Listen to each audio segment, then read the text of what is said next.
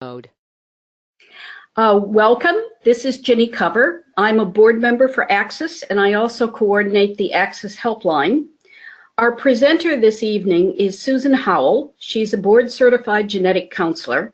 Many of you know her through her work with the Extraordinary Kids Clinic at Colorado Children's Hospital and her presentations at Access Family Conferences.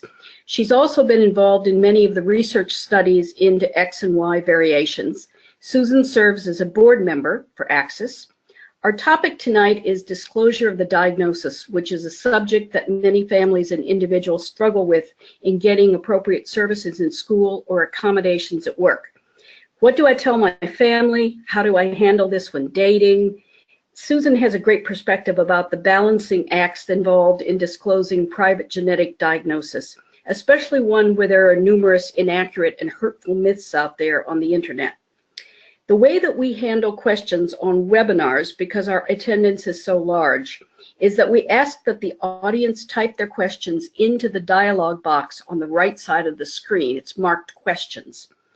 If you phoned in, you can get your questions to me by sending an email to info, that's INFO, @genetic.org. At the conclusion of the webinar, Susan will then take as many questions as we have time for. Before we get started, I wanted to acknowledge our funders, Endo Pharmaceuticals and Roche Diagnostics. And now I present Susan Howell. Thank you, Ginny. And thank you everyone for attending tonight's webinar. As Ginny explained, my name is Susan Howell. I'm the genetic counselor for the Extraordinary Kids Clinic, a multidisciplinary clinic at Children's Hospital, Colorado, just outside of Denver. And my talk tonight is going to focus around disclosing the diagnosis. So the conditions that this evening's webinar will pertain to are the conditions with extra X and or Y chromosomes. And these conditions go by many different names. In the medical literature, we often refer to them as sex chromosome aneuploidies, but other names include sex chromosome abnormalities, sex chromosome anomalies, sex chromosome disorders, sex chromosome variations. We also call them X and Y chromosome aneuploidies. And most commonly, the families that we work with prefer the terminology of X and Y chromosome variations. But all of these terms are interchangeable in describing and referring to a collective group of these conditions. So these conditions are the most common chromosome aneuploidy conditions. In total, they account for about 1 in 400 live births. And they're very under-recognized, anywhere from 10 to 25% ascertainment rates. So typically anywhere from 75 to 90% of the time, these children and individuals are not diagnosed in their lifetime. And often that's attributed to the fact that they have few physical features that will lead to testing. But we do see testing through prenatal identification becoming more common with the new non-invasive maternal blood testing that they're doing in pregnancy, and we're hoping that this ascertainment rate will increase. For tonight's talk, I also want to inform everyone that the males who have an extra X chromosome, such as XXY, XXYY, XXXY, etc., also are in need of testosterone replacement and have fertility problems, so that leads to some unique situations in disclosing the diagnosis. And most importantly, every child and every family is unique, and so there is no one-size-fits-all to this process, but this talk is designed to be able to give some points to consider in regard to facing disclosure of the diagnosis. So I'd like to start tonight's webinar with a case example that was highlighted in a publication by Isabelle Tremblay in Quebec in 2015 is a background example. The case reported in this article as an example refers to a boy by the name of David, and he's an 11-year-old boy. He has a prenatal diagnosis of XXY, and his parents have chosen not to tell him his diagnosis and also have asked the healthcare providers who are seeing him and treating him also not to tell him. And their main concerns for not disclosing the diagnosis are for the stigma associated with the diagnosis, as well as concerns about compromising the development of his personal identity. Developmentally, David had a history of language delays and speech delays, and then during his school age years was diagnosed with ADD and dyslexia.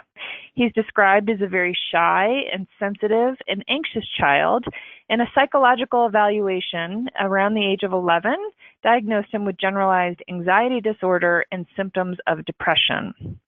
So at 11 years old, David starts asking his doctor questions. In his recent visit with his pediatrician, David reports that he knows something is wrong with him and asks the doctor, "Why am I different from other kids in my class? What is wrong with me? Please tell me." So the article goes on to highlight some of the ethical principles behind disclosure of the diagnosis. The principle of beneficence, the duty to make decisions in the best interest of the child, which is a parental right, as well as the ethical principle of non-maleficence, the duty not to harm. And the parents in this case believed that the information would be harmful to him. And it's also balanced with the ethical principles of autonomy, allowing an individual to decide for themselves, the parent's autonomy in making the decision for their child, as well as the conflict of the child's autonomy and the right to know. So parents often worry about disclosure, and some of the common concerns that we hear about is, what information the child could handle and how much information the child needs to know, when and how and what to say, how to initiate the conversation with the child, how to explain the diagnosis, discussing sensitive topics such as infertility and hormone replacement therapy. And what do I do if the child starts to ask me questions or questions I can't answer? There's also concerns that can be common among families with specific family and environmental dynamics. If you live in a small town and everyone knows a lot of everyone else's business, that there's an element of privacy that can be a concern. Many families are concerned about the child's emotional health and the fear that the knowledge might have a negative impact on their self-esteem or self-perception. If I tell him, he'll know that he's different. If I tell him, he'll think that there's something wrong with him. If I tell her, she'll have an excuse not to try hard, or that she's already struggling and I don't want to give her an excuse to give up. There's many concerns around privacy and possible discrimination or the stigma associated with the diagnosis, concerns that if they tell the child that he or she may tell other people, or that, concerns that I often hear, well, if I tell her, she's going to tell everyone she knows. And then also concerns about, is the child developmentally ready or cognitively able to understand the information? And then some families also say, do they really need to know? Had I not had this prenatal test, then I never would have known. My child has done well developmentally. There's no physical differences about them. So do I really need to disclose this information to my child? Because had I not done this test, I wouldn't even know. There are some potential benefits to be considered in regard to disclosure. Disclosure helps parents to help the children adjust to the information by having the conversation. And it can be especially important before the child actually needs to participate in making choices, such as hormone replacement therapy in some of our boys. Parents are often given the opportunity to shape the conversation and really address any kind of concerns about disclosure up front. So if there are specific concerns that the family has or the parents have about disclosure, whether it's privacy or effort or how it might impact the child, that they have the opportunity to really address that in shaping the conversation. Disclosure can also enhance communication and trust within a family by empowering and respecting the child's autonomy to know that their diagnosis and that this is part of them and that the family loves them and accepts them and will help them given this information. And then also an opportunity to avoid disclosure from a non-desirable source. Unfortunately, this does happen. We've had situations that we've heard about over the years where, a patient will relay a story where a nurse disclosed the information outside of our institution, but disclosed the information not knowing that the child didn't know the diagnosis, or that a provider seeing in primary care walked in just assuming that the child knew. And so these are not desirable situations because we want parents to be the one to share the information and really shape that conversation in the way they want the child to hear the information. Disclosure also supports self-advocacy, which can really help in leading in transition to adulthood, and giving the information and engaging the child and making them aware of why they might have ongoing medical and or psychological needs or needs for support. Sometimes kids can also feel a sense of relief when they understand why they feel different. They often will report that parents will talk about, oh, he's been vocalizing some concerns about why it's so hard for him in school compared to his brother, compared to his neighbor, compared to his friend. And so sometimes disclosure can also lead to a feeling of relief. And it also gives an opportunity for the parents to engage healthcare providers for support in the conversation as well. So going back to the case example in David, so disclosure to David specifically, it may help him in some ways. It may help him to cope with his situation and struggles. It may reduce some of his anxieties and understanding on a deeper level why he does have some of his struggles. It may also increase some of his self-care and buy-in into taking care of himself and increase his own personal patience with some of his learning differences and understanding that he does have to work hard. Delaying the disclosure may also do some harm to him, thinking that it's a secret condition or disease, and it may increase his anxiety and knowing that he feels different or there's something different about him, or why does he have to go to all these specialists or therapists without having an understanding. And when he learns about the diagnosis, he may also feel that he's been lied to, which could result in anger and hurt the relationship with his parents.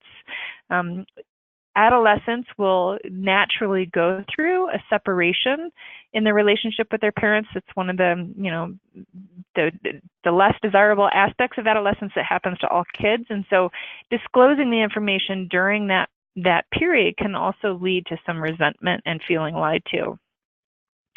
So the article by Tremblay also references a quote that I wanted to read and include as well, that states, when children start asking detailed questions, the issue is not if they will learn, but when and how they will learn. So parents are faced with these decisions.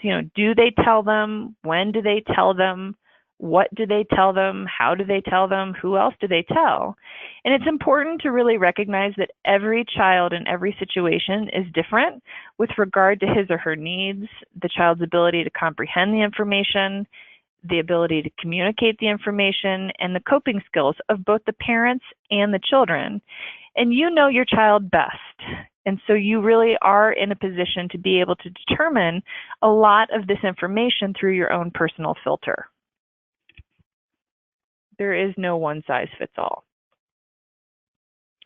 There has been some research on the disclosure process over the past 15 years in various articles, some of which have been specific to X and Y chromosome variations, and then other ones have been more specific to other genetic conditions.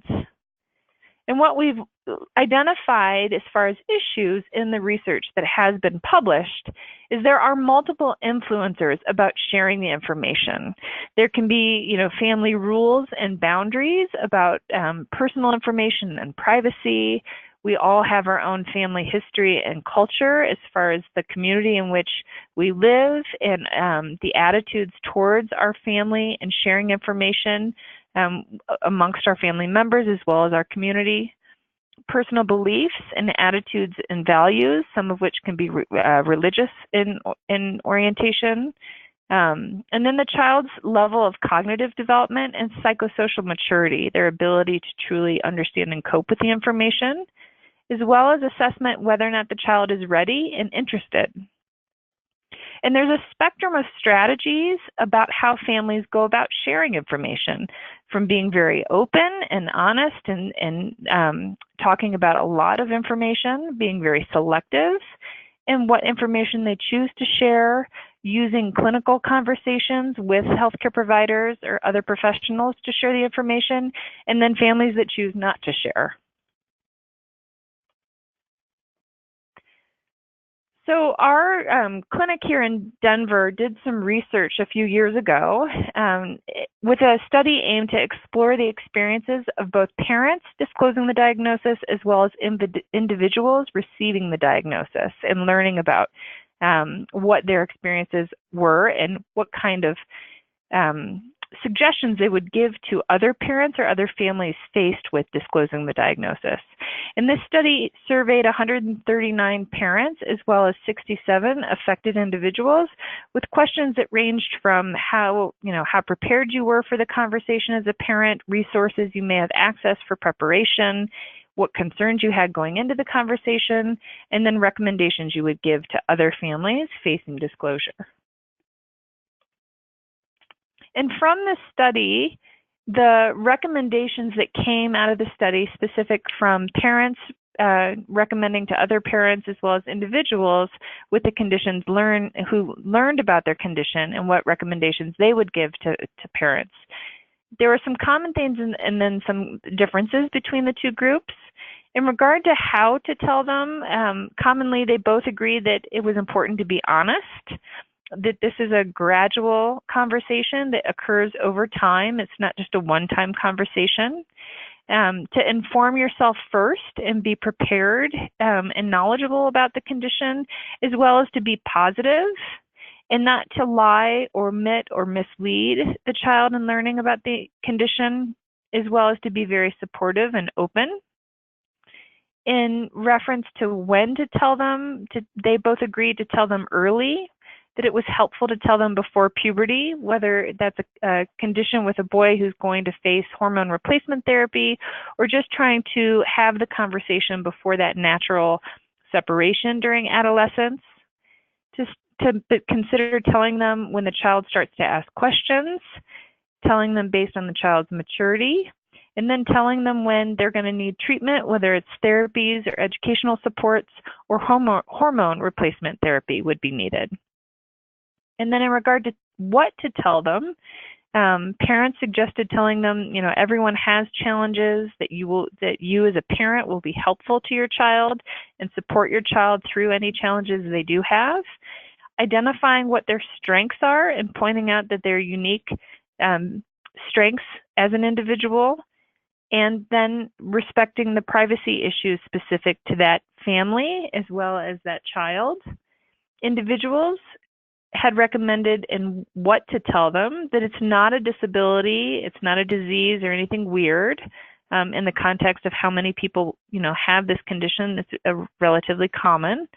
Encouraging the child to ask questions and share any feelings they have, referencing any kind of treatments that would be specific to the diagnosis, and then advancements in research as well as future possibilities, especially when it pertains to fertility. So in consideration about when to tell them, there really is no perfect time. There's no one size fits all. It's very specific to the family and the child. Both parents and individuals agreed that it was beneficial to consider sharing the information earlier before puberty, and when the child started asking questions, was able to understand the information, and then consider possible times of sharing the information, whether it's at the time of diagnosis or if it's a prenatal diagnosis when a child would be going to therapy or the doctor. Also considering sharing the information if they start to need additional help, if they need to go to the speech therapist or they need to go to the occupational therapist, and then when the child starts to ask questions. So information sharing is a process that continues throughout a child's lifetime, and there's multiple opportunities to continue sharing information. So it doesn't need to be a one-time conversation, but more a gradual conversation over time with unique opportunities to bring it up. Appointments to the doctor, if you're going to see a specialist, referring to, this is, we're going to go see the XXY doctor. IEP meetings is another, opportunity for sharing information. Opportunities to meet other kids with the condition through regional support groups, And then learning about it together. If the child would ask questions and have concerns that a parent isn't able to address, that you can make an effort to learn about it together with the child and then talk about it when it's on their mind, and make sure that they know that you're happy to speak with them about the diagnosis at any time.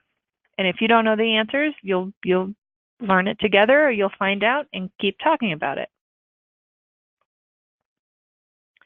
So in regard to what to tell them, there are some important things to consider as far as ways to prepare. One, become informed. So talking to healthcare professionals about the condition or genetic counselors, meeting with other families through regional support groups, and then reading materials that are available through Access. Being thoughtful and consistent in terminology.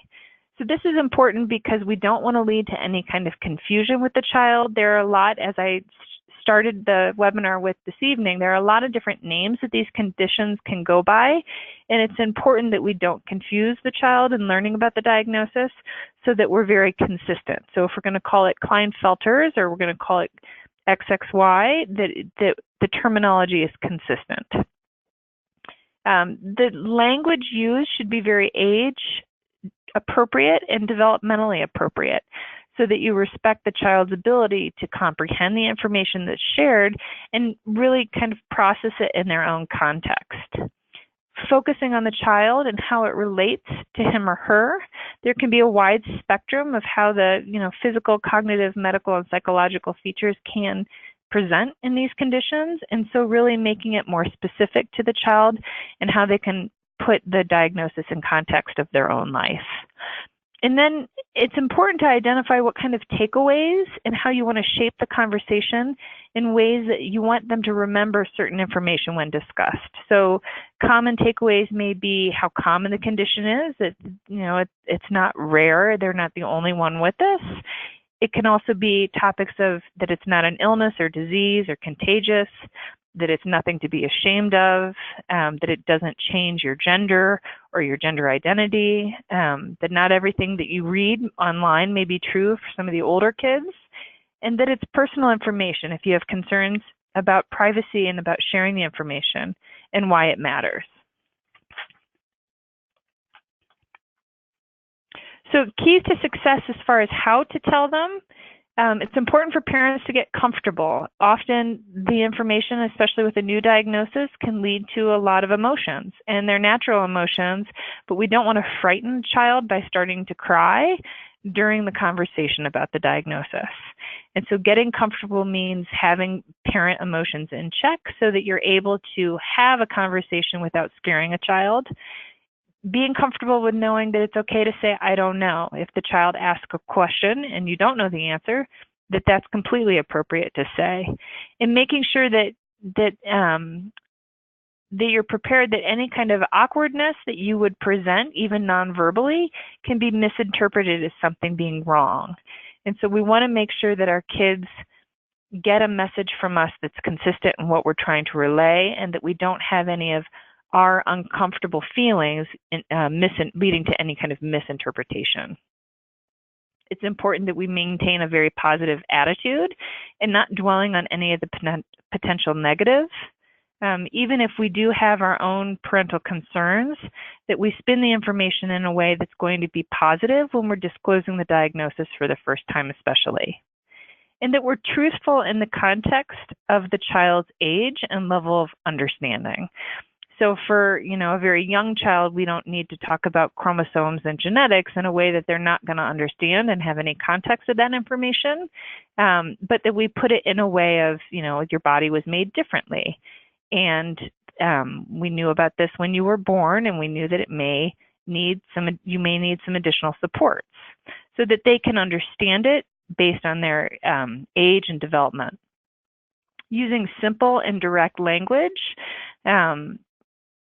so that there's no confusion, especially around conversations of infertility. We've had patients where the family or the parents were uncomfortable in talking about infertility as far as lack of sperm and semen, where the child misunderstood the infertility to be that they were not going to be able to have sex like other kids. And so It's really important that we use very simple and direct language that's clear and not misinterpreted.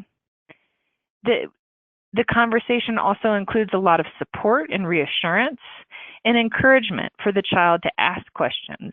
And it doesn't need to be questions just at that time, but also leaving the door open that they'll be encouraged to ask you questions as they think of questions or things come up over time. And then just recognizing that information sharing is a continuum process.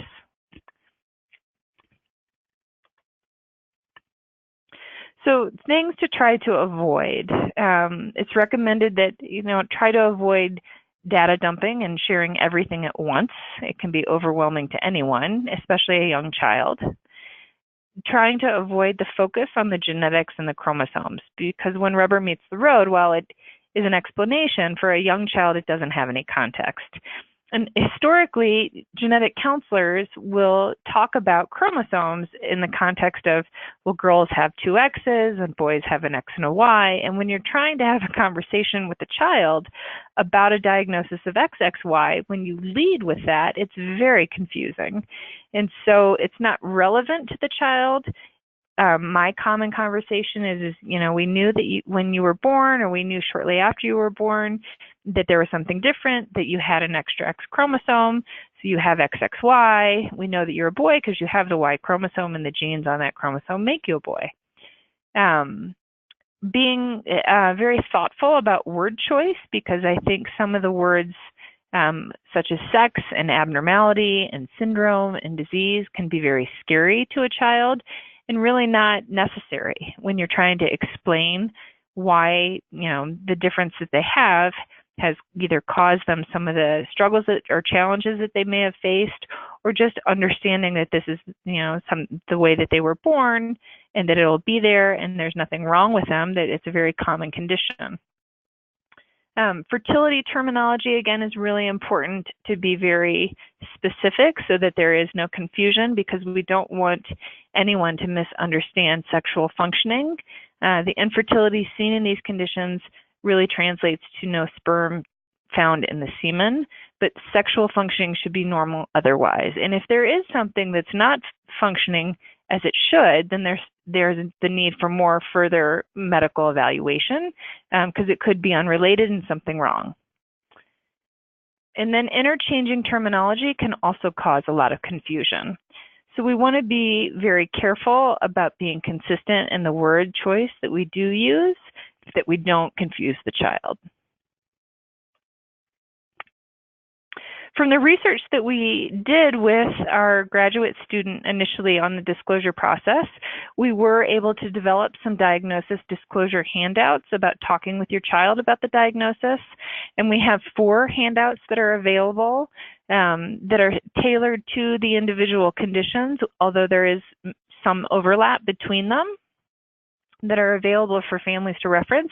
And again, these are points of things to consider. So based on the research, some of the takeaways that may be important to consider when preparing to disclose the diagnosis.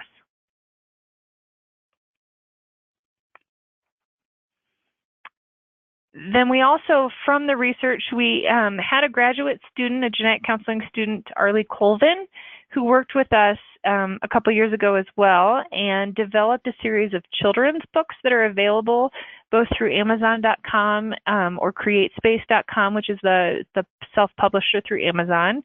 And these books have received great feedback. They depict a story of a child going through a day in their life, and it touches on several different aspects, whether it's executive functioning issues that they may have encountered, and just kind of organization and initiation differences that they feel potentially in school, going to the doctor even though they're not sick, differences in athletic abilities.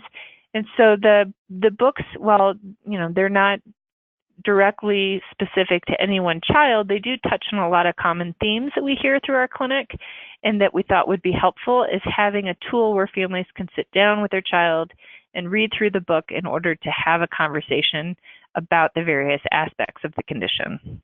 And then there are some wonderful resources through genetic.org with Access's website books about the conditions written specifically for children, as well as Jenny Cover's book for parents that has gotten fabulous feedback from the families that we've worked with, Living with Klinefelter Syndrome, Trisomy X, or 47XYY. And in conversations about disclosure, it often comes up about, what about telling other people? So there's a couple different categories that more commonly come up in these conversations. One is do we tell the school, and what do we tell them? So disclosure to the school is often seen as more of a trump card in getting services that are otherwise not qualifying for. So the disclosure really serves as the best advocate for getting resources and qualifying for an IEP, or an individualized education plan, where the IEP has a category for qualification called Other Health Impairment, or OHI, and that is a child with one of the X and Y chromosome variations has a genetic diagnosis that puts them at risk for having developmental delays and learning difficulties, much like other genetic conditions, for example, Down syndrome. And so they should qualify based on their genetic diagnosis for an IEP. If they don't otherwise qualify, everyone is entitled to ask for an IEP, but often the stories that we hear from families is, well, they weren't severe enough, or they didn't qualify for the IEP based on the testing that the school did. And so sometimes the diagnosis is the trump card in getting services. It also gives a conversation, because sometimes these kids, especially later in school, can be perceived as being lazy. I've heard about this from several families. And this is often a misrepresentation because of some of the executive dysfunctioning that they can have. And these kids aren't lazy. They're often working as hard as they can, but the initiation and the ability to be organized can lead to a misperception sometimes of being lazy. And that misperception can also impact their self-esteem based on the relationship with their educators.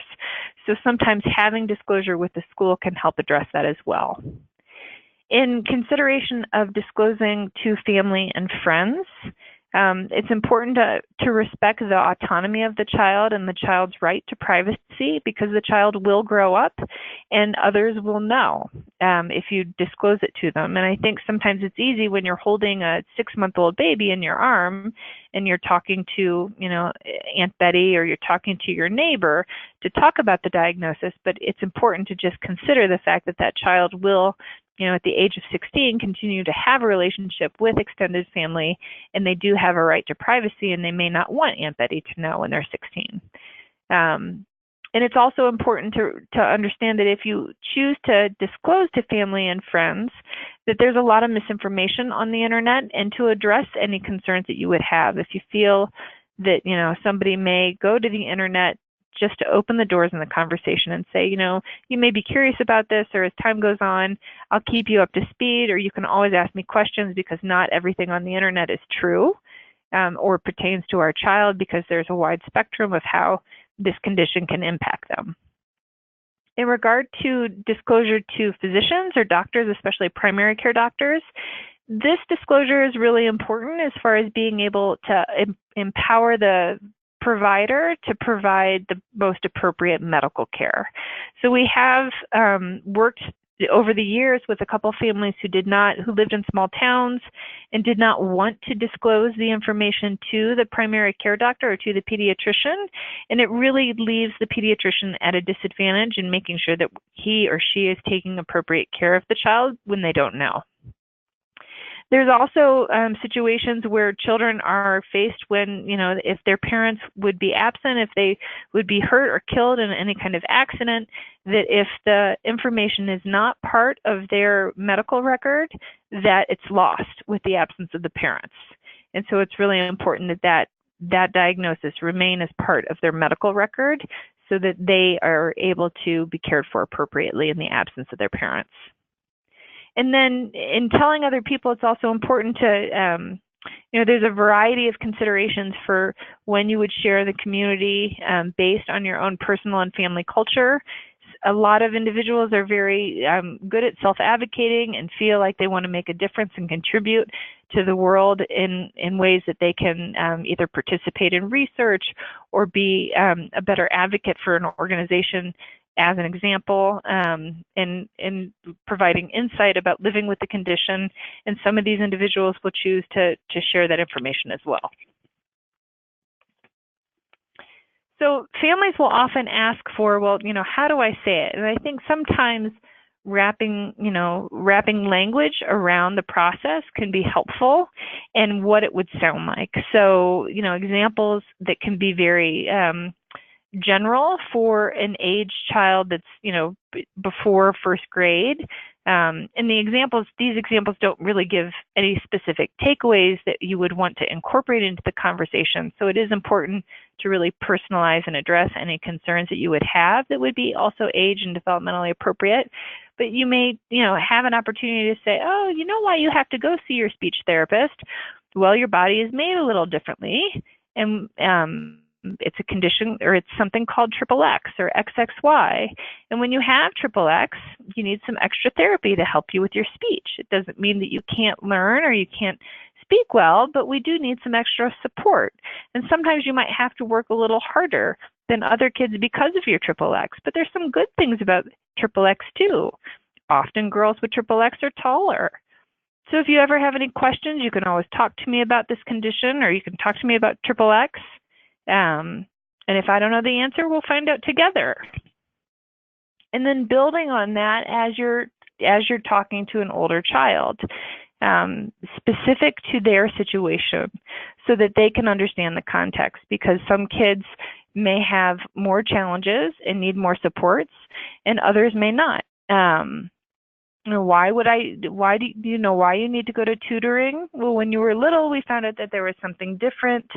That your genes are different from other kids, and your genes are like the map or the code of how your body is made and tell your body how to grow and develop. And the genes are a little different because you have something called XXY. And when you have XXY, your brain is a little different as well. And guys with XXY might need some extra tutoring. It doesn't mean you can't learn, but sometimes you have to work a little harder. And there's some good things about XXY too, and really tailoring the conversation to be very contextual to the individual. And then building on that again for some of the older kids, and giving it a little bit more specific information. So when the doctors did a blood test and found out that your genes and chromosomes are different, you have something called XYY. It means you have an extra Y chromosome. It's very common. In fact, 1 in 1,000 people have it. And when you have XYY, there can be some differences in the way your brain develops, and it might explain some of the challenges you've had. If you ever have questions, you can always ask me, and if I don't know, we'll find out together. And then often families will incorporate, the reason why we're going to see such and such doctor, the endocrinologist or a developmental specialist, is because they can teach us more about this condition and how to keep you healthy. So some additional information I wanted to include in this talk tonight came up in some questions online about disclosure in dating. And this is a challenge because there's really no research specific to X and Y chromosome variations and disclosure in dating. There have been other studies published in the literature that look at when an individual has HIV or they have a history of any kind of violence and having that information disclosed in dating, but it's really not well aligned with these conditions and really not appropriate for our population. There is a publication that referenced other genetic conditions. The publication it's titled "In Sickness and in Health: Disclosing Genetic Risks in Dating," that I did find in the literature, but it references adult onset conditions of Huntington's disease, BRCA, which is a risk for breast cancer, and then alpha-1 antitrypsin, which is a adult onset lung and liver disease. And while there's not direct relationship with this literature, I do think that it does highlight some aspects that are common denominators, where the dating challenges that individuals are faced is whether to tell them when to tell them, what to tell them, and how to tell them. Is there an obligation to disclose this information? And if they do choose, when and what do they say, and how do they say it? Factors shaping some of these decisions include the medical history of the individual, the psychological history of the individual, and some of the social factors. Medical history can be everything from, symptoms of the condition and ability to treat it. Psychological factors being their experience, not only with the condition, but then also previous experience with rejection and other dating relationships. Psychological factors and desires for children if they're faced with a condition associated with infertility. And then social factors being, what their partner's desires are and how compassionate their partner is and the length of the relationship that they've been in. And then some individuals elect just to forego dating because of the fact that they fear that rejection or the process of having disclosed this information. Some relevant themes that were identified in the publication were fear of rejection with, long-term potential for the relationship versus the risk of rejection with the information being shared. Many individuals reported feeling an obligation to disclose the information when they decided to marry, outweighing the right to their own personal privacy at that stage in a relationship. And then balancing out, when is it too soon versus too late? Because it's often difficult in a relationship and dating to determine, if they should disclose the information based on their perception of how serious the relationship is, as well as personal preferences.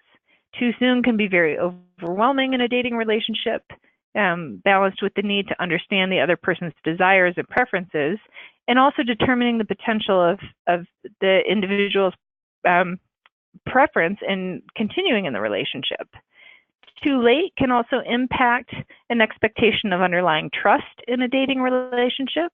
And so really there is, this balance between when is too soon and when is too late. Disclosure can also empower a relationship in dating to avoid any kind of dishonesty or concealment or lack of trust by sharing the information.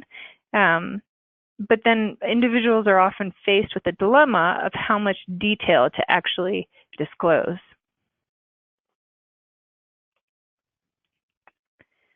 So the article references several aspects of how to tell genetic information in the article, but that I do think is relevant to this discussion as well.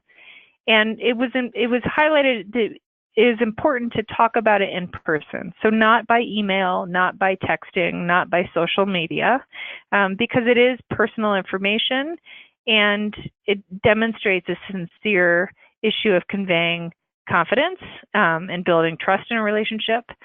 To frame the information positively and often in the context of the individual. So not just based on what would be described on an internet, but how it relates to the individual. Well, when I was little, I had to go to speech therapy, and I learned later on that it was because I had a condition called XXY. It was something I was born with. It's relatively common, but I want you to know. Being honest, but then also balancing that with realistic about unknowns. Most often, XXY is associated with infertility. I don't know, because there is a percentage of individuals that are able to identify sperm production, and so I don't know if infertility is going to be my future, but it's possible. And having that conversation to build trust. And then recognizing that, processing the information by the recipient does not necessarily equal rejection. So having some time to process that information does, not leading up to severe anxiety about rejection, but that the individual will need some time, whether it's facial expressions or, lack of response, they, respecting that time to process the information as well.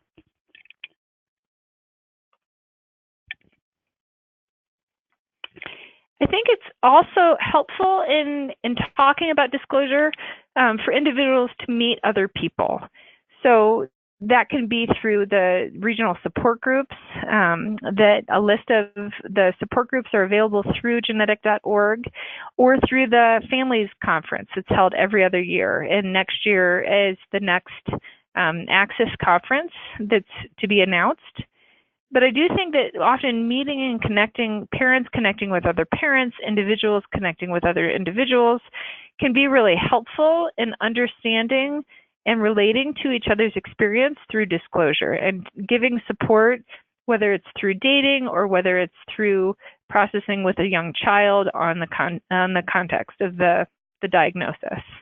And there are some amazing individuals. I included a picture of one of my friends that we see through clinic, because he's an amazing artist. And the individuals with these various conditions have some fabulous strengths. And I think sometimes meeting other individuals can really inspire parents of young children when they're faced with meeting young adults, and some of the passions that these individuals will have and successes, and hearing from their stories, I think can be very empowering.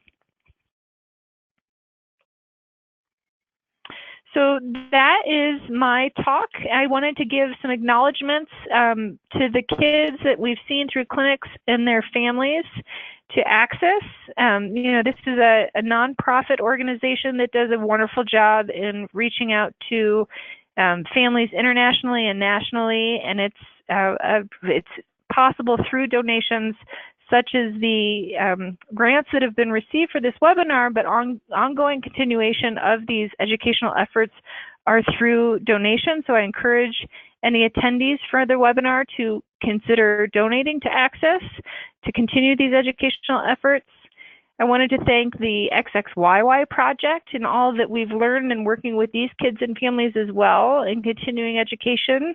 And then through our clinic team and genetic counseling students that have worked so hard with us in helping develop these resources and doing the research around disclosure.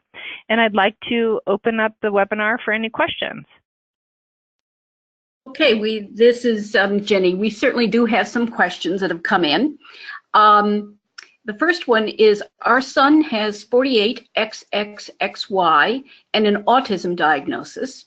We've disclosed the individual diagnoses, autism at age 8 and XXXY at age 15. But we have trouble explaining to him how those diagnoses do or don't work together. How do we explain that to him if we don't really understand it ourselves? So I will often talk about the diagnoses in the terms of an umbrella, because I think, the overarching diagnosis that has resulted in his autism is the umbrella diagnosis of 3XY. And some of the kids with 3XY will have autism. A lot of the strengths that we see in our patients will be visual, and so I sometimes think having pictures of circles and being able to demonstrate kind of visually a context of how, one diagnosis may be the big circle of 3XY, and inside that 3XY diagnosis can be the other diagnoses, whether it's autism, whether it's ADHD, whether it's learning disabilities, whether it's infertility, and sometimes putting it visually in the context can help the child understand the information on a better level. The next question is, I certainly would plan to disclose our son's XXY diagnosis to him prior to puberty, since, with his consent, we'd presumably be planning HRT and sperm harvesting. My main concern is the risk that he might tell a friend, who might tell another friend, and so on, and it would end up on social media. Any tips on how to disclose and both communicate the need for care in further disclosure while simultaneously avoiding the creation of stigma? So this is a common concern that many, many families encounter.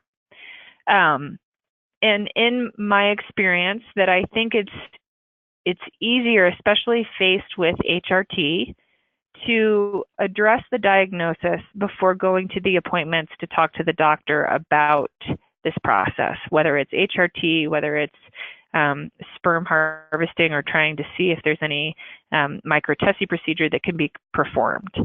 Because it can be a very invasive procedure to put a young child through, and not having an understanding of why they're doing all of this can be problematic. So I do think that it's important, before facing a lot of the medical interventions, for the child to have the diagnosis. I do think that shaping the conversation around what your concerns are can be really impactful to address the concern for privacy, and then putting it into the context. This is private information about your body, and sometimes kids can be mean and kids can misunderstand, and we don't ever want you to be teased about something that would be completely inappropriate about private information about your body. So the best way to do that is just not to share it with your kids, with the kids that you're friends with. Sometimes I think it can be helpful too to have the conversation in the context of a healthcare professional, because it does relay to the child the privacy and medical nature of the information, so that the child conveys that, you know, this is private and medical, and I'm learning from my doctor and from my parents about this, and shaping that conversation around privacy with the concern of kids may misunderstand this. There's nothing to be ashamed of, but there's a lot of misinformation online, and we don't ever want you to be inappropriately teased for something that's not anything to be ashamed of.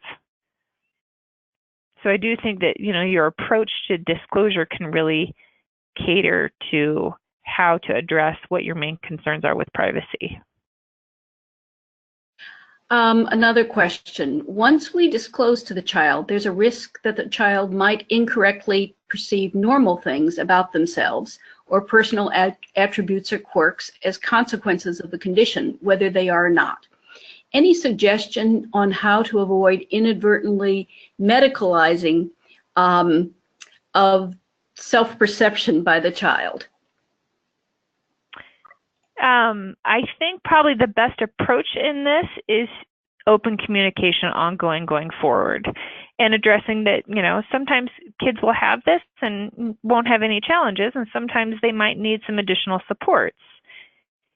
Personalizing it in the way that you see that the child has needed or identifies with the condition, and then saying a lot about you is, you know, because of our family, we have a lot of other things that we, or genes, if the child's old enough to understand this, the genes that we inherit from our family. We are part of our environment and how we learn in our culture and at school, and there's a lot more to us than just our genes. And being able to recognize and kind of contextualize how that environment has shaped the child as well. But I think ongoing communication, if you ever have concerns or any thoughts about, you know, whether or not something would relate to this condition, just ask me and we can talk about it. And then not over, you know, some of that is representative of anxiety, right? You're concerned that an overly anxious child is going to start connecting dots that really aren't there, or may be there, but may not be necessary to connect the dots. So being able to, you know, identify how you see the diagnosis with the child and just leaving that communication door open. My son is almost 13 and just started high school. He's comfortable with his diagnosis at this stage in his life, and we're aware that this may change in the future. If he wants to advocate and share his story, whether with other kids or social media, do you think we should continue to support him? There's a lot of discussion about respecting their privacy, as when they are 16, they might change their mind. I would like your thoughts on how we approach this. So I think, you know, social media sharing is a common concern among all kids and parents, regardless of an underlying condition.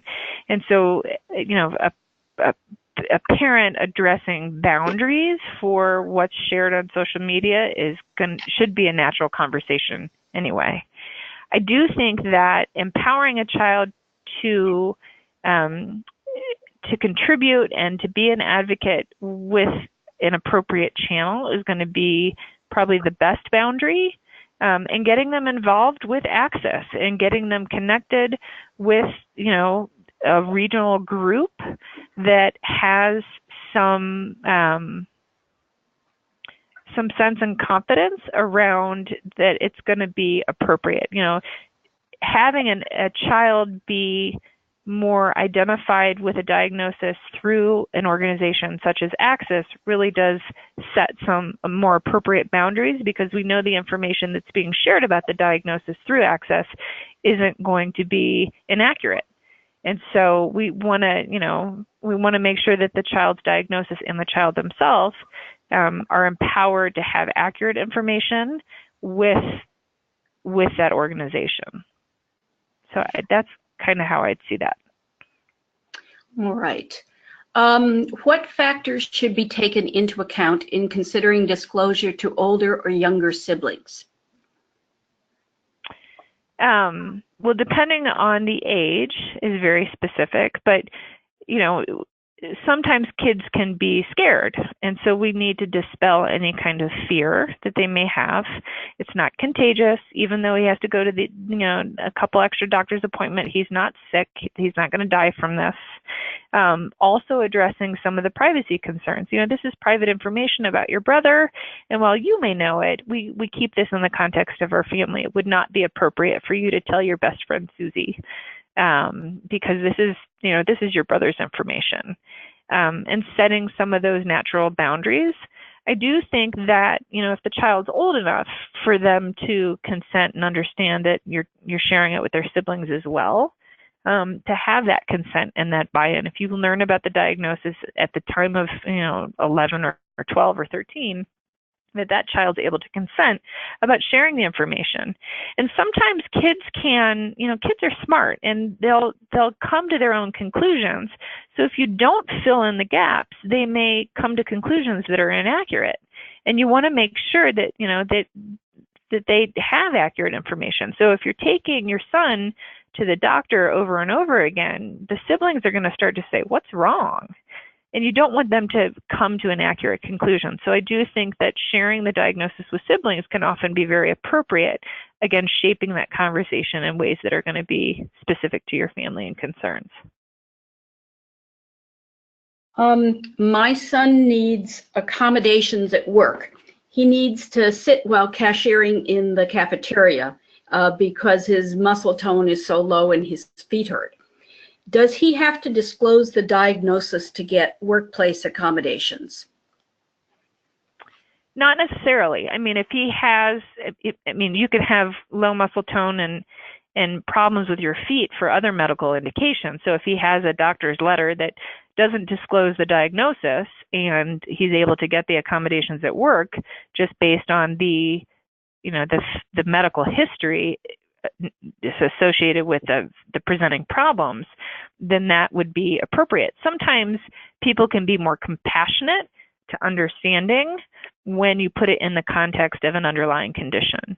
But you also, you're disclosing a lot of personal information to your employer, and you may not want to do that for a variety of personal preferences.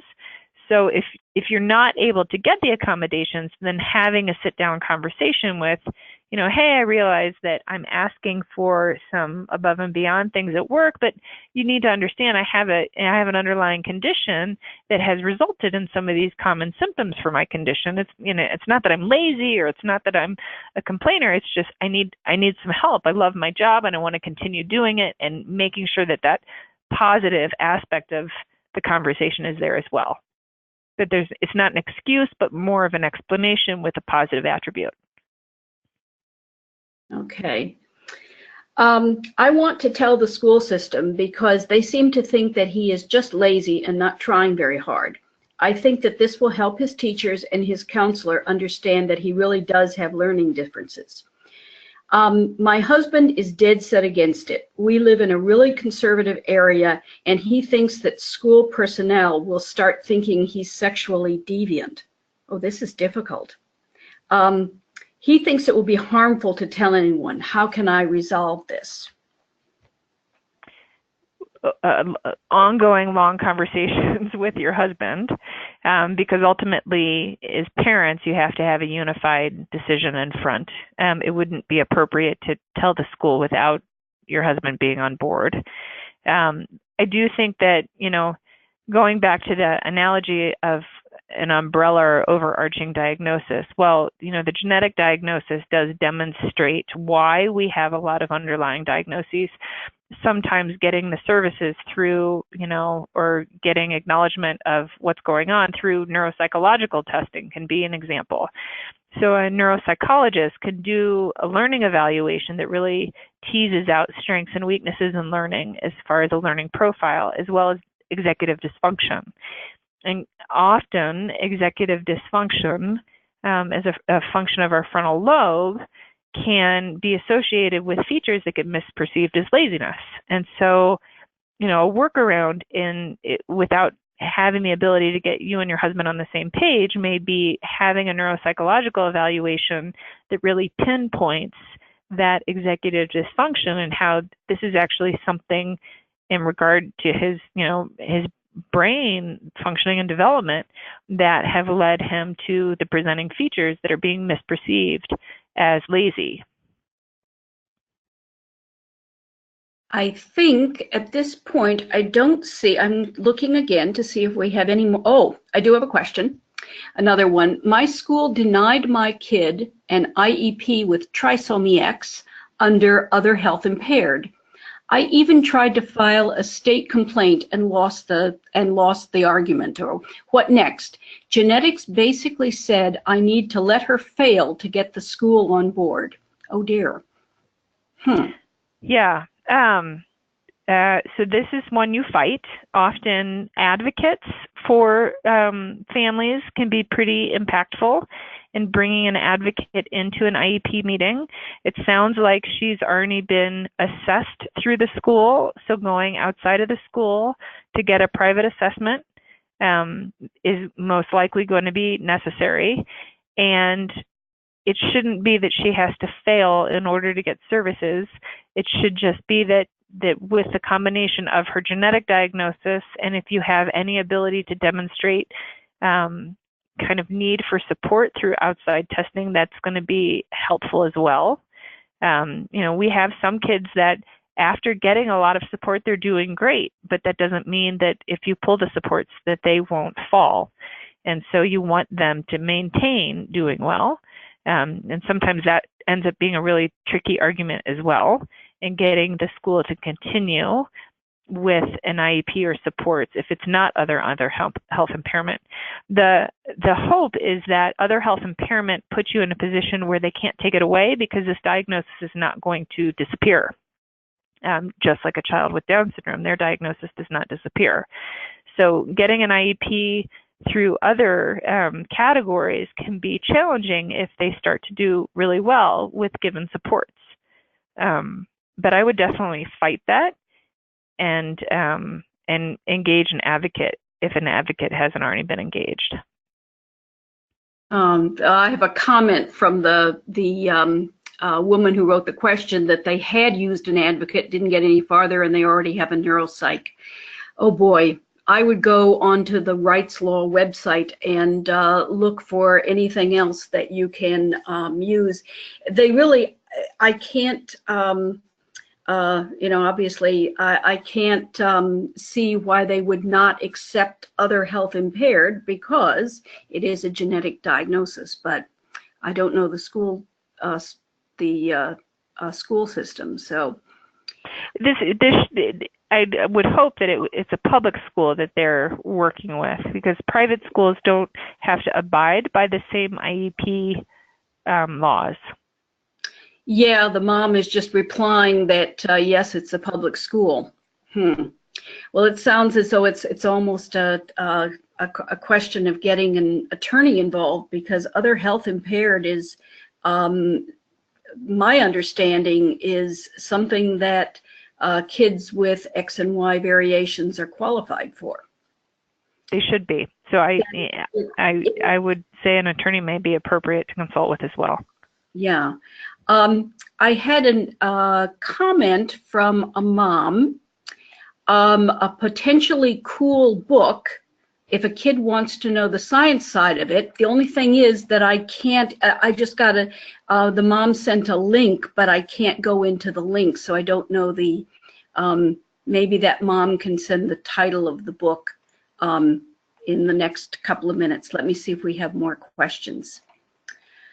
Well, we have a parent who said, sadly, you only have as many rights as you're willing to at least threaten, or if necessary, file a lawsuit to enforce. And I can confirm that, having had to do that years ago with my son. And then the mom who suggested the book, it says it's the Genes DNA Reference Book by Usborne, Usborne Books. So I haven't heard of that. I look it up. All right. I have another comment from a mom. I also have the same problem with XXX and getting IEP in Missouri. We were told XXX did not fall under other health impairment by our district. Well, I think they're wrong. It's a genetic diagnosis, and I guess that highlights some of the, the words and terms you use in describing a condition to a school. There's specific kind of key words. It's a genetic diagnosis. It is, it has a lab report that demonstrates it, just like any child with Down syndrome has been shown to have a lab report that diagnoses a genetic condition. And sometimes when we advocate for families and getting services, sometimes the language becomes more extreme. And we warn families, if we really want to make a strong argument, we need to use strong language. And so calling it a genetic disease potentially would be helpful, even though I don't necessarily want to use that terminology with a child in describing it. I do think that sometimes that comes across a little bit stronger. And so being very thoughtful about how you approach the school and what word choices you use can be pretty powerful too. Mm-hmm. Okay. Let's see. Okay. I've just gotten a few more, but I'm getting comments, so I have to see whether or not there are things that we can read as, well, just comments from parents that the school was given the genetic paperwork from the geneticist and also from her speech language provider in OT, but that didn't help. Well, that seems wrong. And another parent is saying that their school says that a medical diagnosis doesn't impact the school. It absolutely does. It absolutely does. If you go back to the legislation that the IDEA legislation, if the child has a medical condition that impacts their ability to learn, then in fact they are due special education services. And if it has an impact on the education, they are due those services. We're at the end of our questions. We have, a number of comments from people about IEPs and that sort of thing, but I have some difficulty sort of reading those out. So I do think it's important to note that there was a webinar that was given recently on IEPs that is recorded and, Jenny, I believe available on the website. It is, yes. So, and it specifically addresses, exactly what IDEA says, and the fact that if there are, medical or psychological or learning differences or conditions that impact the education, then special education services are warranted. So I would go back and take a look at that video. You also can get, if you send an email to info@genetic.org, we have copies of the Rights Law book PDFs that we can send you. And you can look up in detail about the impact of a genetic diagnosis on special ed services. Ginny and Susan, this is Robbie Miller. I just want listeners to know that they can find that prior webinar that you're referring to, the Rights Law one, by going to genetic.org and then the menu item Library, and then the sub-menu called Videos, and you'll see a listing for webinars. Mm-hmm. Somebody wants the email repeated. It's info, I-N-F-O, @genetic.org. If you want to get a copy of the Rights Law book. It'll just be a PDF copy, but it's free. So, all right. I don't see any other questions. I want to thank Susan for what was just a a wonderful presentation. I have seen some of them before, and also thank all of our participants. Thank you, Ginny. Okay. Thank you, everyone, for attending. Good night.